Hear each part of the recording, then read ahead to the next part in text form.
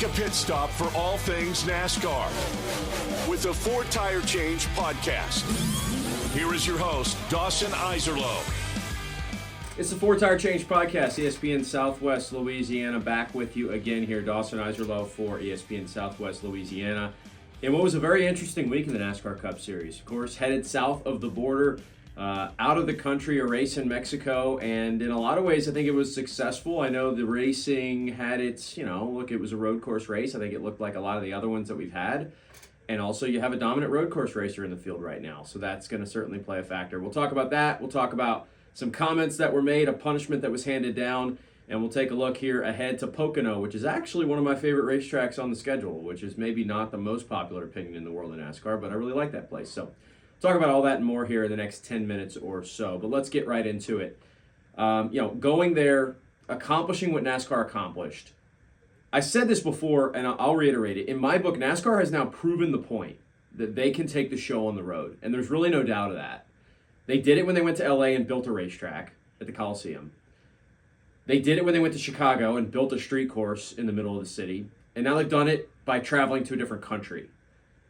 That's a good thing, in my opinion. And I know some of the NASCAR traditionalists, and you talk about, some of the places they've abandoned, and I'm with you there. I think NASCAR made some massive mistakes in the 2000s with some of the tracks that they left.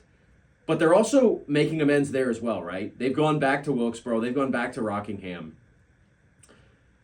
So it's got to be a balance, right? Don't abandon your grassroots fans. Don't abandon, the Charlottes of the world that got you started and got you going. But at the same time, if there's a massive number of fans in Mexico, which we clearly found out that there's at least a sustainable number to attend a race, you should reward those people, And so other places across the country, it doesn't mean you have to go every year. And that's why, too, I know it gets a little bit contractual with NASCAR and some of these facilities, right? And it's like, I guess it makes more sense for them sometimes to sign a deal to go back multiple times. Like, I guess Chicago as well. It wouldn't have been maybe worth Chicago's time to do it once, so they did it multiple times. But you don't have to go to all these places every single year. I don't expect them to go to Mexico every year, but maybe make a stop every handful of years. Same thing with maybe a track in Canada. The point is, though, NASCAR can bring this thing basically anywhere in North America. They've proven that to this point, and I thought it was another success in that regard, in that it looked like a NASCAR race. It sounded like a NASCAR race. Like, were the logistics difficult? And did we have some stories about, long hours and tough travel? Yeah. They also made the decision to go from Michigan to Mexico as opposed to having a race a little bit further south to make the travel a little easier, or maybe having this at a different time of year. But point is, I thought that it worked. As far as the actual, I thought it was cool to see the fans interact, and Suarez gets the win in the Xfinity Series, of course, being from Mexico. That was pretty cool. He did not end up having the kind of, fairy tale story on Sunday in the Cup race, but he got his moment, it felt like, with what happened in the Xfinity Series.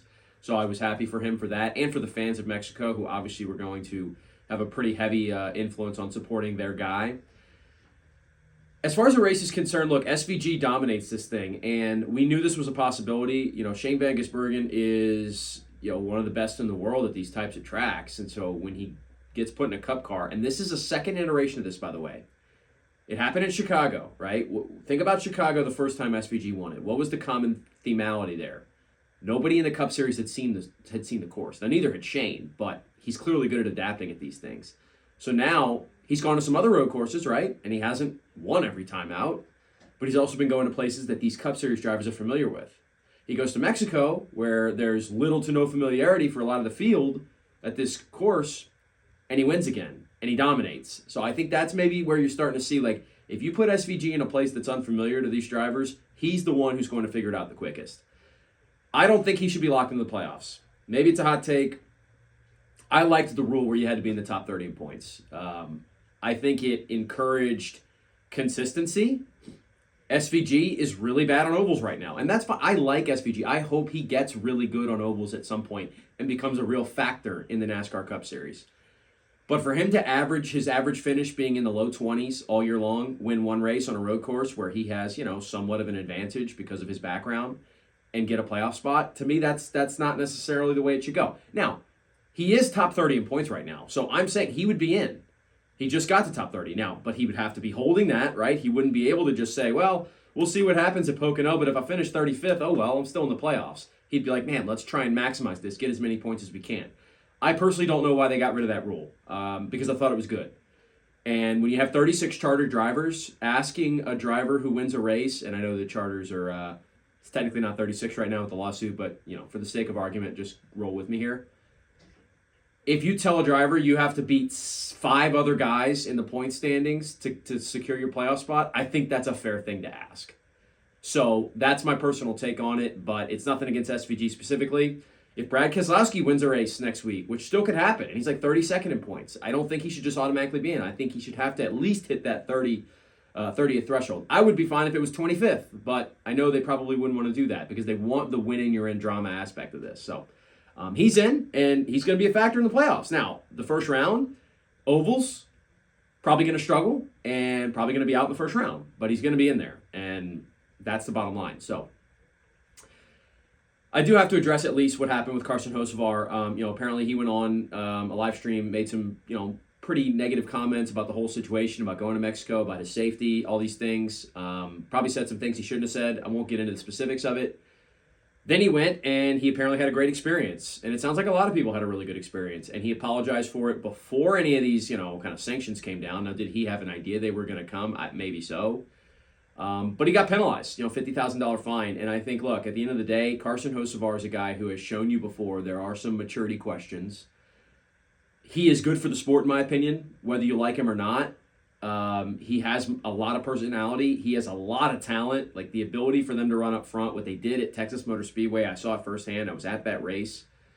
And he's continued to do it with Aspire team that, look, has certainly gotten some assistance and gotten better, but is nowhere near the caliber of teams that he's competing with week in and week out, and yet he's getting the results to match, or at least running with the speed. Getting the results is maybe the next step for the Carson Hocevar evolution, but he's got to avoid saying things that he shouldn't say. And so, on one hand, if we want drivers to be authentic and have personality and speak their mind, then I guess you're going to have to take a few misplaced comments here and there.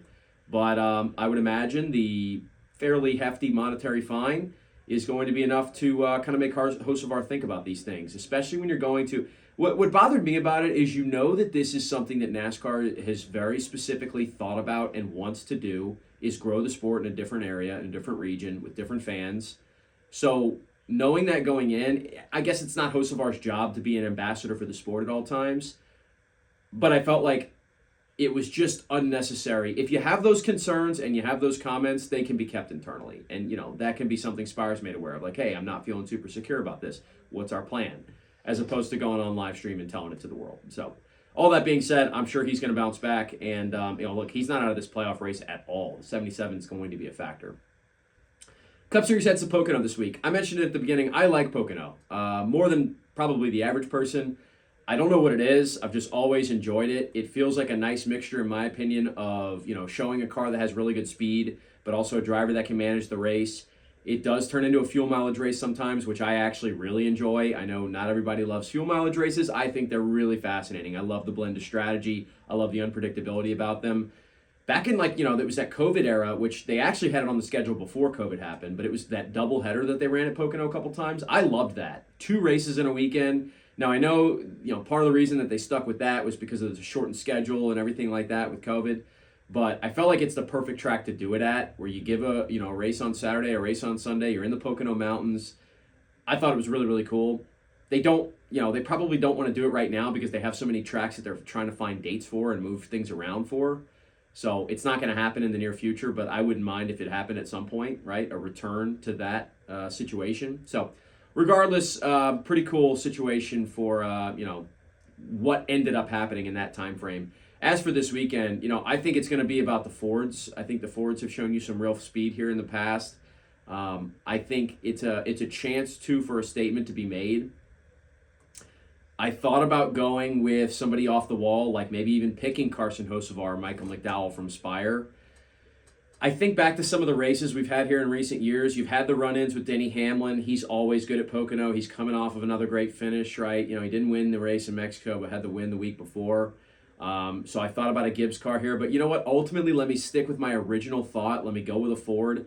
And I think Joey Logano randomly makes an appearance this week for some reason. I think Logano's going to find a way. I think he's going to win this race. And I think he's going to kind of remind you, hey, even if it hasn't been my strongest year, I'm still here. I'm still a playoff contender. And you know he's a championship contender when he's in the playoffs because he's done it plenty of times before. So we will see how Pocono plays out. Looking forward to it. That'll be this weekend. We will be back next week. If you really don't mind, continue to leave a like, a comment, and subscribe to us if you're enjoying the content. 4 Tire Change will be with you for the rest of the season. Weekly videos breaking everything down in the NASCAR Cup Series.